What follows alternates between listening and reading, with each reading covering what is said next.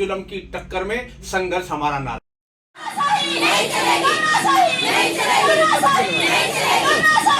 कर्मचारी साथी विधानसभा का घेराव करने के लिए निकलते हुए पूरे जोर और शोर के साथ हजारों की संख्या में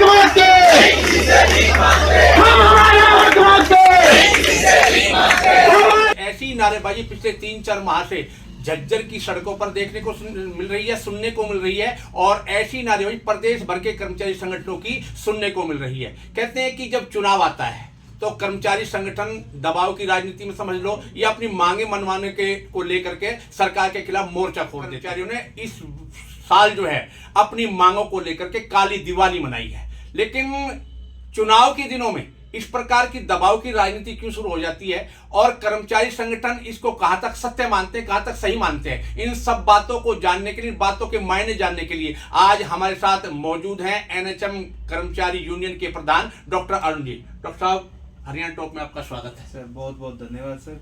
एनएचएम का काम क्या है? सबसे पहला मेरा सवाल आपसे यही है। सर एनएचएम का काम सरकार के जितने भी प्लान हेल्थ से रिलेटेड जो इम्प्लीमेंट होते हैं जी, वो एनएचएम के जरिए ही, नेशनल हेल्थ मिशन के जरिए ही जनता तक पहुंचते हैं जी। जिसके अंदर हम शुरुआत करें तो जी। Maternal health, child health, TB जी, मेंटल हेल्थ। अगर बच्चे को डिफेक्ट बर्थ का प्रॉब्लम आ जाती जी, है जी, जी, तो जी। उस केस में हमारे जैसे डीआईसी और जितने भी जन्म मृत्यु से जो रिलेटेड जितने भी प्रोग्राम रहेंगे वो सारे एनएचएम के थ्रू ही जनता तक पहुंचते हैं। और इसके साथ साथ एक सबसे इम्पोर्टेंट जो कड़ी है वो हमारी है रेफरल ट्रांसपोर्ट। जी, जी। जो एम्बुलेंस सेवा है वो भी एनएचएम के तहत ही काम कर रही है जी। और सरकार से जैसे गाइडलाइन रहती है उसी हिसाब से जनता के पास सेवा के लिए एनएचएम काम करता है। डॉक्टर साहब, कर्मचारी संगठन सरकार पर दबाव बढ़ाने के लिए आंदोलन का रास्ता चुनते हैं, सड़कों पर उतारते हैं, सरकार के खिलाफ नारेबाजी करते हैं, उनका पुतला फूंकते हैं। और जबकि आपका जो एनएचएम महकमा है, अब की बार जैसे आपने अपनी मांगों को लेकर के काली दिवाली मनाई है, तो आपका एनएचएम महकमा जो है वो सेवा संगठन से जुड़ा है, लेकिन इस प्रकार की दबाव की राजनीति क्यों अपनाई जाती है? ना ही हमारा जो एनएचएम संगठन है, जी, जो एनएचएम परिवार है, जी, वो दबाव के लिए राजनीति नहीं कर रहा जी। सिर्फ अपने हकों के लिए, अपनी मांग रखने के लिए, सरकार को रूबरू करने के लिए कि जी आपने हमें बनाया है तो आप हमारा ध्यान भी रख लें। जी, जी, तो इसी चीज को रखते हुए जी, जी। हम बातचीत की भाषा यूज करते हैं। जी। यदि सरकार या अधिकारी हमारी बातचीत के लिए, हमसे बातचीत करने के लिए टेबल पे नहीं आती जी, तो फिर संगठन को दरी पे, सड़क पे उतरना पड़ता है। और इसी चक्कर में आगे से आगे, जैसे अभी आप कह रहे हो कि काली दिवाली मनाने का, जी, तो पहले भी कई बारी इस प्रकार के धरना प्रदर्शन रहा जी, जिसके तहत हमारे को एक सम्मानजनक नौकरी करने का मौका मिला जी, और सरकार से हमें जो चीज मिली जी, उससे वो इसी धरने प्रदर्शन से मिली।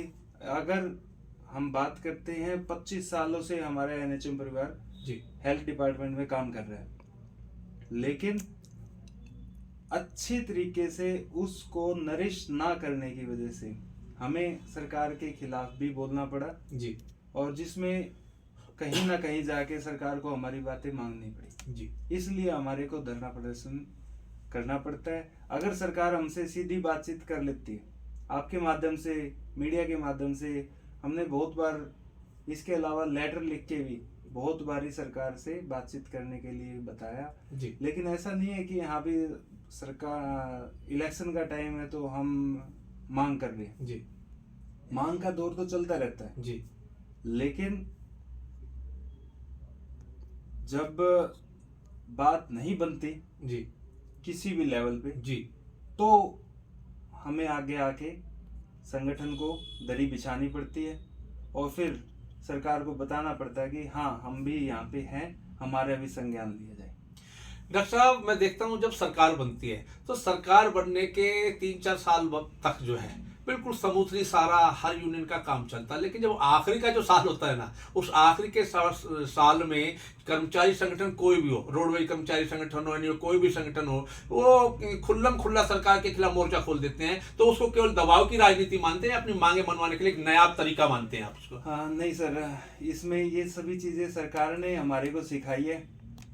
जब सरकार बदली हुई थी, मैं बात कर रहा हूँ 2014-15 के करीब, तो उससे पहले हमारे ही सरकार के मंत्री अर्धनग्न अवस्था में जी प्रदर्शन कर रहे थे कि हाँ ये चीज मांगे होनी चाहिए। दूसरी बात क्या कि यदि हम बात करते हैं कि सरकार जा रही है या सरकार बदल रही है या इलेक्शन का वक्त आ रहा है, तो उसी वक्त क्यों कोई भी सरकार आते साथ किसी भी कोई भी नई भर्ती नहीं शुरू करती जी।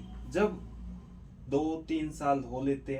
हैं उसके बाद वो भर्ती का प्रोसीजर शुरू करती है जी। ताकि लोगों को पता चले कि सरकार काम कर रही है। अच्छा। अब क्या है कि इसी बीच इसी टाइम ड्यूरेशन में हमारे द्वारा बहुत बारी लेटर लिखे गए जी संगठन के द्वारा कि ऐसा नहीं है कि हाँ भी हम लास्ट टाइम आया तो चलो भाई सरकार से मांग लेते हैं। इसके बीच में काफी बारी लेटर लिखे गए, उसकी मैं कुछ एक कॉपियां भी लेके आया जी। लेकिन उन लेटरों पे सरकार कोई जवाबदेही नहीं दे रही, किसी भी तरीके से यूनियन से बातचीत करके समस्या का समाधान नहीं निकाल रही जी। तो फिर हमारे को बात करनी पड़ेगी, क्योंकि एम्प्लॉय होने के साथ साथ हमारे साथ हमारा परिवार के साथ हमारा समाज काम कर रहा है। यदि हम सरकार से या सरकार हमारा काम पूरा नहीं कर पा रही तो हमें बताना भी पड़ता है, लास्ट में आके दरी भी बिछानी पड़ती है जी। सरकार से ये भी बताना पड़ता है कि जी हम भी एम्प्लॉय हैं, हम भी वोट देते हैं जी। और आप वोट के सहारे ही सरकार बना रही है, अगर हम ही वोट नहीं देंगे तो फिर सरकार कैसे काम करेगी। मेरे को डॉक्टर साहब एक किसी ऐसी सरकार का कार्यकाल बताएं कि जिस सरकार ने कर्मचारी हित में काम किया या सरकार के खिलाफ उस कर्मचारी संगठन ने मोर्चा ना खोला, कोई ऐसा कार्यकाल रहा है? सर हर एक सरकार काम लेने के लिए काम देने के लिए काम कर रही है और हर एक सरकार में हर कोई ना कोई संगठन जी हड़ताल करता है जी अपनी मांगे मनवाने के लिए जी। और हड़ताल ये कह लो कि स्वाभाविक भी है जी। क्यों? क्योंकि अगर हम अपनी मांग रखने का जो हमारा हक है उस हक को हम छोड़ दें कि भाई ठीक है जो मिल रहा है ठीक है, तो उसमें आप वहीं की वहीं रहोगे। आपका फार्मूला ये है कि जैसे कि पुरानी कहावत है कि बिना मांगे मदर भी जो है दूध नहीं देती। बिल्कुल सर। तो सिर्फ उसी फार्मूले पे काम चल रहा है। अगर नहीं मांगेंगे तो फिर सरकार कुछ दे ही नहीं रही। जब हम इतने बारी लेटर लिख चुके हैं सरकार से बातचीत करने के लिए, लेकिन सरकार उस पर कोई संज्ञान ही नहीं दे रही कि भाई ठीक है हम ये फाइल यहाँ से यहाँ गई है, ये फाइल यहाँ से यहाँ गई है और वापस पहुँच गई है। अब फिर से एक स्टेप 2 स्टेप 3 स्टेप फिर वापस 0, तो काम तो नहीं बना। एनएचएम कर्मचारी लंबे समय से आंदोलन कर रहे हैं, हालांकि इस सरकार के कार्यकाल में तो मैंने देखा कि कमी हुआ है, लेकिन अब जब एकदम फिर हाईलाइट हुए हैं आप लोग। लेकिन मैं देख रहा हूँ कि नियमित करने की मांग को लेकर के लंबे समय से आपकी मांग चली आ रही है। और दूसरी बात यह कि आपकी प्रमुख मांगे क्या हैं और प्राथमिकता के आधार पर सरकार से कौन कौन सी मांग आप हल करवाना चाहती हैं? सर इसमें 2 या 3 सवाल हो गए, मैं एक एक करके जवाब। जी जी जी। सबसे मेन चीज है कि जब एक परिवार जुड़ता है तो उसमें बहुत सारी जरूरतों की चीजें आ जाती हैं कि हमें ये भी चाहिए, हमें ये भी चाहिए, हमें ये भी चाहिए। अब उस परिवार के साथ कुछ चीजों की कमी रह गई तो हम काम कर रहे हैं सरकार के लिए, सरकार के द्वारा काम दिया जा रहा है, जनता के लिए काम कर रहे हैं। तो उस कमी को ठीक करने के लिए हमने सरकार से मांग रखी तो कुछ टाइम से पहले हमने 2017 में हड़ताल करी थी, जिसके तहत हमारे को सर्विस बाइलाज मिली। जी सर्विस बाइलाज मिलने के बाद उसमें कुछ एक खामियां थी, खामियां काफ़ी सारी थी। ये जो सर्विस बाइलाज थे ये हमारे को SSA के तरज पे हमारे को ये मिले थे, जी और उन खामियों को ठीक करने के लिए हमें जी। दोबारा दरी पे आना पड़ा जी कि जी ये खामियां हैं, इसको दुरुस्त किया जाए। उस पे कोई संतोषजनक काम नहीं हुआ, सिर्फ आश्वासन मिला कि हाँ ठीक है, हम आश्वासन देते हैं कि ये काम हो जाएगा। उसके बाद हमारे 2019 में करीबन 24 दिन की हड़ताल रही। जी लेकिन उस वक्त एक दुखद घटना घटी, जो हमारे फौजी भाई पुलवामा अटैक में एक्सपायर हुए। जी जी उसके तहत जाते हुए कि हमने देखा कि जनहित का काम जरूरी है, और हमने अपने स्ट्राइक को वापस लिया।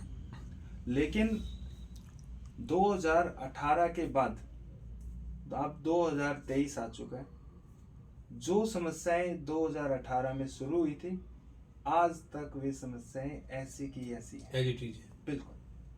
अब उस समस्या का सॉल्यूशन के लिए हम बहुत बारी यूनियन के द्वारा लेटर लिखा गया, छोटे स्केल पे एजेंडा चलाया गया, जी लेकिन उसमें सफलता नहीं मिली। जी अब अगर किसी एम्प्लॉय का जो घर खर्च है वो इसी जॉब से चल रहा है, और उस जॉब में उसके अगर स्टार्टिंग सैलरी 7,000 रुपये, 3 बच्चे, तो 7,000 में क्या करेगा? दूध लाएगा, ट्रांसपोर्ट का करेगा, बच्चों की परवरिश करेगा, घर खर्च चलाएगा।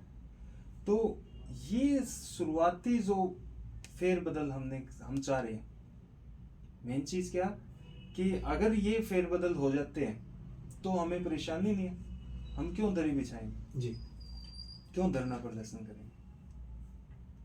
जब एम्प्लॉय की आवाज ऊपर नहीं सुननी जाती जी जी जी तब हमें दरी बिछाने की नौबत आती है।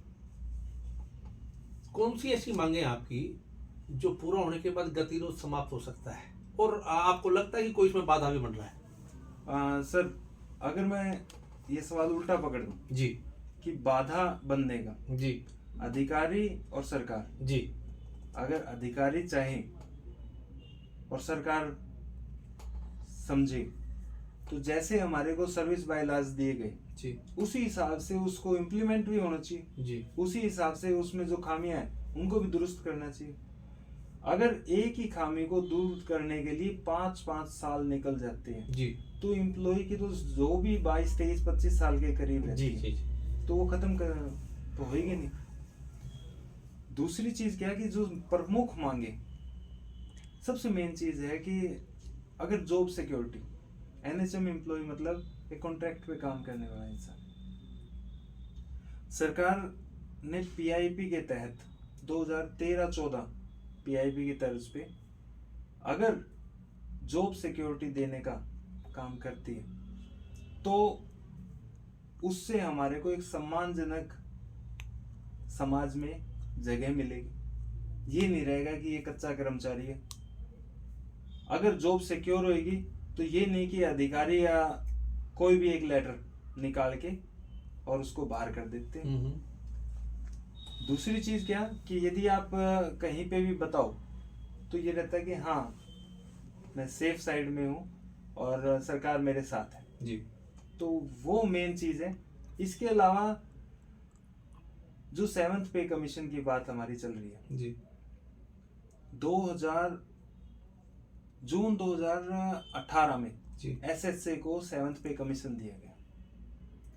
हम आज तक 6th पे कमीशन में काम कर रहे हैं जी 6th पे कमीशन में, और ये हमारी जो सैलरी है 1/1/2006 जी 1/1/2006 में डाटा एंट्री ऑपरेटर की जो पोस्ट पे काम करने वाला जो इंसान है उसकी सैलरी थी 75,500 कुछ रुपए, 580 रुपए, 7,580 रुपए। तो आज भी हमारे को उसी पे स्केल पे मिनिमम बेसिस पे काम दिया जा रहा है। सरकार के द्वारा यदि हम बात करते हैं कि आज के टाइम में मिनिमम वेजेस मेरे ख्याल से 12 से 15 हज़ार रुपये होगा न्यूनतम वेतन न्यूनतम वेतन। जी। ठीक है, लेकिन हम कितने में काम कर रहे हैं? 7,580 रुपये में, जो स्टार्टिंग है। अब ये 7,580 कब तक रहेंगे? ये 5 साल तक रहेंगे। ऐसे ही और भी कई कैटेगरी है। एक STS हमारी कैटेगरी है, एक STLS है, एक बैक है, ब्लॉक आशा कोऑर्डिनेटर, एक डैक है, डिस्ट्रिक्ट आशा कोऑर्डिनेटर जी। Qualification higher than graduation, graduation और हायर देन ग्रेजुएशन, और स्केल 7,900 रुपये। तो अगर कंपैरिजन करके हमारी ये जो स्टार्टिंग स्केल है इसको सुधार दिया जाए तो उससे क्या होगा कि जो बंदा आया है और उसको 5 साल के लिए यहाँ पे काम करने को मिल रहा है, उसके बाद उसको सर्विस बायलॉज इंप्लीमेंट हो रही है, तो कुछ सम्मानजनक पैसे तो रहे कि उसको घर से आने जाने का खर्च तो प्रॉपर हो। ये तो ना रहे कि हाँ भाई 7-8 हज़ार रुपये में काम कर रहा है, ये तो प्राइवेट जो जॉब है उससे भी कम। दूसरी मेन चीज कि गवर्नमेंट जॉब में प्रोबेशन पीरियड 2 साल का रहता है। हमारे सर्विस बायलॉज अगर लगा रखे हैं तो उस सर्विस बायलॉज में 5 साल का पीरियड दे रखा है कि आप 5 साल काम करोगे तो आपके ऊपर ये इम्प्लीमेंट होता है। तो सरकार से आपके थ्रू मैं यही कहना चाहूंगा कि ये टाइम पीरियड भी कम किया जाए और जो स्टार्टिंग पे स्केल है उसको दुरुस्त किया जाए ताकि एक सम्मानजनक जीवन जीने का काम हो जाए। आपने कई बातें गिनवा दी, आपने नियमित करने की बात करी, आपने 7वें पे कमीशन की बात करी, आपने कहा कि न्यूनतम वेतन की बात करी। लेकिन मेरा ऐसा मानना है जिस समय जब ज्वाइनिंग की जाती है तो उस समय जो अभ्यर्थी होता है उसकी तरफ से कोई किसी प्रकार की कोई इस प्रकार की कंडीशन नहीं होती, लेकिन बाद में जब जॉब लग जाती है तो उसके बाद वगैरह वगैरह वगैरह एक मांग जो है वो बढ़ती चली जाती है। जबकि आज भी काफ़ी लोग जिस तरीके की बेरोजगारी है, आज भी काफ़ी लोग ऐसे हैं या बेरोजगार युवक ऐसे हैं जो सैलरी आप लोग या कर्मचारियों को उससे आधी तनख्वाह में भी काम करने को तैयार है, 1/4 में भी काम करने को तैयार है। ऐसा है क्या? सर अगर जॉब नहीं देंगे तो बेरोजगारी तो होगी। और दूसरी बात ये कि शुरुआत से अगर आखिर तक आदमी एक ही पे स्केल में काम करता रहेगा तो वो फिर खाएगा क्या और कमाएगा क्या? तो मेन चीज तो ये है कि अगर आया है तो उसको कुछ इंक्रीमेंट रहे, कुछ उसको फायदा रहे, और फायदा होने के बाद ताकि वो अपने घर का काम अच्छे से कर सके। इवन ड्यूटी तक भी पहुंचने के लिए एक आदमी को कम से कम 5,000 रुपये खर्च करने पड़ते हैं घर से ड्यूटी पे पहुंचने के लिए भी, अंदाजा सा। तो उस 5 में से बचा क्या? 2-3 हज़ार रुपये जो स्टार्टिंग। उस इसी चीज को दुरुस्त करने के लिए सरकार जो एम्प्लॉय जो आज नया रिक्रूट हुआ है वो किससे मिलेगा? अब नीचे के जो अधिकारी है उनके पास तो ये चीज है नहीं। अब सीधी बात होती है सरकार से या सरकार के नीचे जो काम करने वाले अधिकारी है उनसे। अब उन तक एक एम्प्लॉय बात नहीं पहुंचा सकता जी। तो उसके लिए हमें संगठन के तौर पे जुड़ना पड़ता है। तो इसीलिए फिर मांग भी बनेगी और आगे का काम भी होगा। कोरोना कार्यकाल में आपकी सेवाओं को खूब सराहा गया था, इतना सराहा गया था कि जो स्वास्थ्य विभाग में जो सेवाएं आमजन के लिए थी उनसे बेहतर तरीके से आप लोगों ने काम किया। उसके बावजूद भी, इतना सब कुछ होने के बावजूद भी आपकी सेवाओं को प्राथमिकता नहीं दी जा रही, नियम आपकी मांगों को प्राथमिकता नहीं दी जा रही। तो इसके लिए किन लोगों को आप जिम्मेवार मानते हैं? सर कोरोना काल के अंदर है ना जी, हमने बहुत सारा काम किया, लाइन से हटके काम किया जी। और बात करें कि सामाजिक सेवाओं की जी, सामाजिक सेवाएं बाहर से सपोर्ट तो कर रही थी जी कि किसी को मास्क दे दिया, सैनिटाइजर दे दिया, खाना प्रोवाइड कर दिया।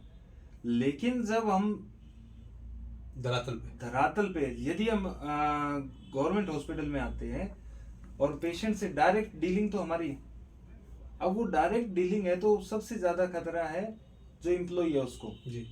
इवन सरकारी संस्थानों पे इतना विश्वास था सर लोगों को कि वहां जाएंगे तो कुछ बचाव हो सकता है। प्राइवेट वाले तो बहुत ज्यादा इस चीज में लूट खसोट वाला काम रहा। जी जी। और जब हम डायरेक्ट संपर्क में थे तो लड़ने में भी हम सबसे आगे थे।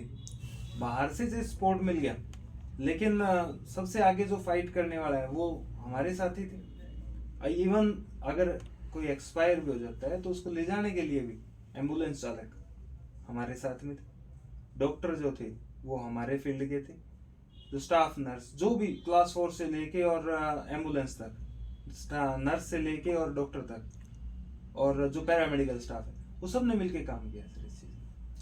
सरकारी सेवाओं की बात करूं मैं तो डॉक्टर साहब आपने जैसे अपनी सेवाओं की बेहतरी के बारे में बताया, एनएचएम कर्मचारियों की सेवाओं के बारे में बताया, स्वास्थ्य विभाग की सेवाओं के बारे में बताया, लेकिन आमजन का मैं जो देखता हूं कि सरकारी सेवाओं के प्रति विश्वास जो है वो डगमगाया रहता है, जबकि प्राइवेट पर उनका विश्वास पूरी तरह से बरकरार रहता है। आपकी मांगे पूरी हो जाएं और एनएचएम कर्मचारी उस विश्वास को बरकरार कैसे रखेगी, इस दिशा में भी आपने कभी कुछ सोचा है?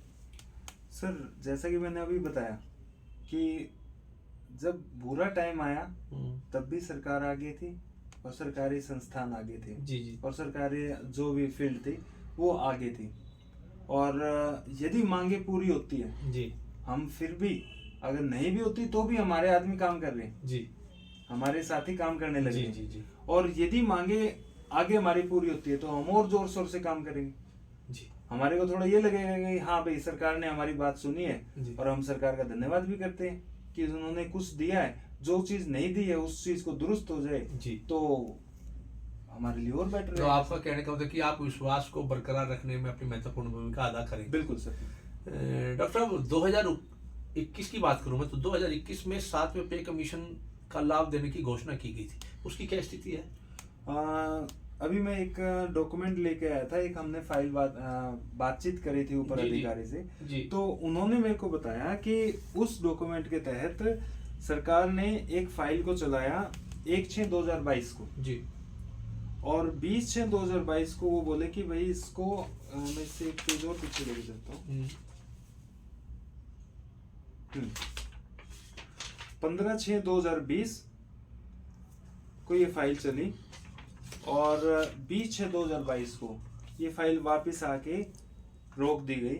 बोले कि इनको 7th पे कमीशन ना दिया जाए, इनको फिक्स अमाउंट में सैलरी दे दी जाए। जी।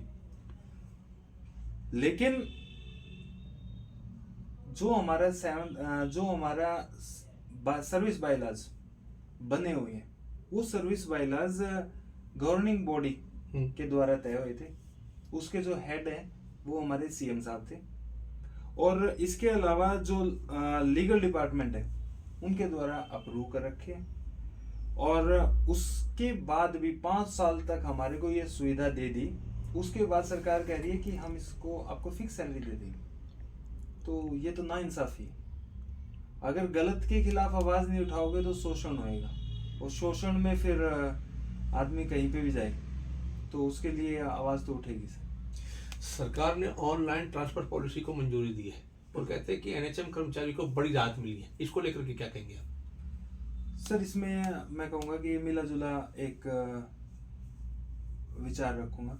इसमें ज़्यादा फायदा उन महिलाओं जो मातृ शक्ति है उनको रहेगा, जो सपोज जिसकी जॉब आज यहाँ लगी है, उनकी शादी होगी दूसरे डिस्ट्रिक्ट में तो वो वहाँ से वहाँ पे ट्रांसफर हो सकेंगे। अच्छा, उसमें भी कोई ना कोई क्राइटेरिया फिक्स किया है। लेकिन इसमें एक लाइन जोड़ रखी है कि हाँ भाई जिसको चाहे कि एमडी सर चाहे तो उसको किसी को भी ट्रांसफर कर सकते हैं। उस लाइन को छोड़ दें तो बाकी सारी चीजें कर्मचारी के हित में।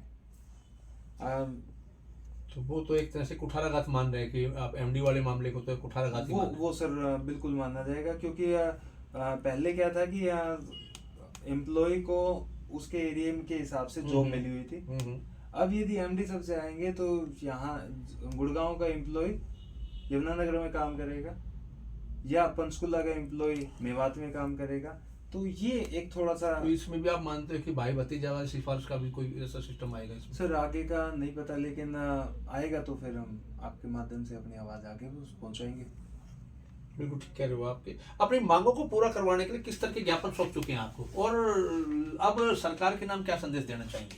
सर, मांगों के लिए हमने हर एक विधायक से, एमपी से, सीएम सर के लिए नोट लिखा गया, एमडी सर से बात की गई, एसीएस से नोट लिखा गया, और हर लेवल पे हमने अपनी मांगों के लिए बातचीत करने के लिए सरकार से वक्त मांगने के लिए कि हाँ भी हमारा काम पूरा किया जाए जी। लेकिन जो ढुलमुल रवैया है अधिकारियों का, सरकार का, जी कि उस चीज को इम्प्लीमेंट ना करना, जी जिसके लिए हमारे कर्मचारियों के अंदर रोष है, जी उस ढुलमुल रवैये को ठीक करके और जितने भी हमारी समस्या है जी इसके अंदर समस्याओं में हमारा एक तो जो अगर मैं छोटी सी बात और जोड़ूंगा, जी जी जॉब सिक्योरिटी के अंदर एक बात आती है ग्रेजुएटी की, जी दूसरी आती है एस्क्रेसिया की, जी तीसरी बात आती है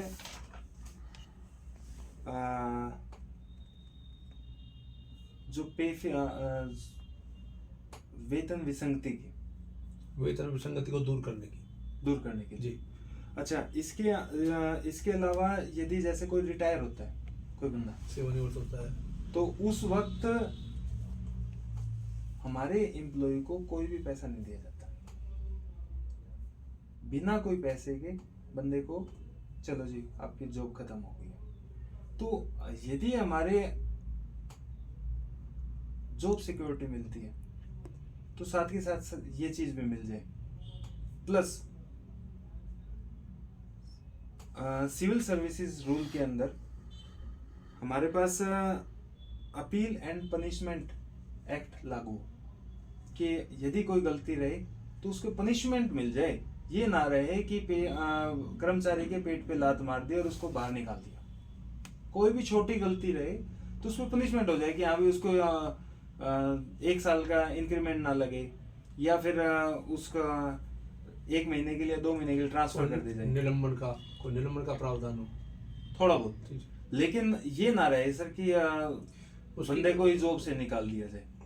तो अगर ये चीज इंप्लीमेंट हो जाती है, अब एक हमारा एम्प्लॉय एक्सपायर हो जाता है तो उसके परिवार को सरकार के द्वारा 3 लाख रुपए की राहत कोष दी जाती है, सहायता दी जाती है। 3 लाख रुपए में जिंदगी भर का गुजारा नहीं रहता और वो एम्प्लॉय पूरे घर का खर्च चलाने लग रहा है, तो 3 लाख में तो कुछ नहीं होना। तो इसी चीज के लिए एस्क्रेसिया, जिसके तहत घर से एक आदमी को अगर जॉब मिल जाए, कोई भी साथी एक्सपायर हो जाता है तो उसके तहत तो हमारे को कुछ फायदा रहेगा। क्यों? क्योंकि अगर ये चीजें नहीं मिली, इसके अलावा और भी छोटी छोटी बहुत सारी मांगे रहती है। अगर सरकार बैठेंगे तो किसी ना किसी बात पे सहमति भी बनेगी, और टेबल टॉक पर सहमति बन सकती है सर, यदि सरकार करना चाहे। हम भी चाहते हैं कि हम धरना प्रदर्शन ना करें, हम भी अपने त्योहार को अच्छी तरह से मनाना चाहते हैं, लेकिन सरकार अगर ढुलमुल रवैया रखेगी, अधिकारी अच्छा काम ना करेंगे तो फिर हमारे को भी दरी पे आना पड़ेगा।